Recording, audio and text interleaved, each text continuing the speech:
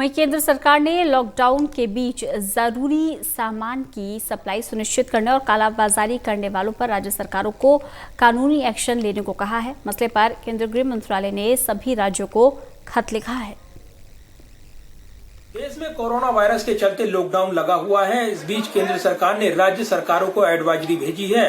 केंद्रीय गृह मंत्रालय की ओर से भेजी गई इस एडवाइजरी में राज्य सरकारों को जमाखोरों के खिलाफ आवश्यक वस्तु अधिनियम के तहत कड़ा एक्शन लेने को कहा गया है।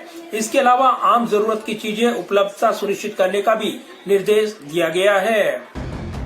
कोरोना लॉकडाउन के बीच देश में जरूरी सामान की कोई कमी न आ पाए और कोई इसका स्टॉक न कर पाए, इस मसले पर केंद्रीय गृह मंत्रालय ने सभी राज्यों को खत लिखा है। राज्यों को कहा गया है कि वो एक्ट के तहत कार्रवाई करते हुए इनकी सप्लाई सुनिश्चित करें।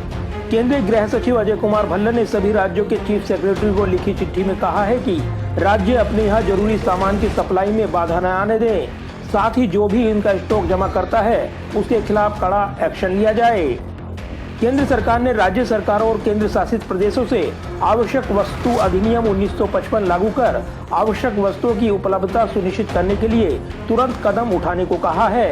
केंद्र सरकार ने कहा है कि इन कदमों में भंडारण सीमा तय करने, मूल्य सीमा निर्धारित करने, उत्पादन बढ़ाने, डीलरों के खातों की जाँच करने और अन्य उपाय शामिल हैं।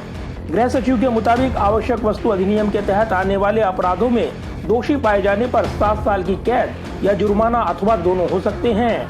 गृह सचिव की इस चिट्ठी में कहा गया है कि राज्य और केंद्र शासित प्रदेश अपराध करने वालों को कालाबाजारी और आवश्यक वस्तुओं की आपूर्ति के रखरखाव निवारण अधिनियम 1980 के तहत हिरासत में रखने पर विचार कर सकते हैं। इसी के साथ केंद्र सरकार की ओर से राज्यों को कहा गया है कि जरूरी सामान वाली फैक्ट्री को मजदूरी की कमी न हो, इसको भी सुनिश्चित किया जाए।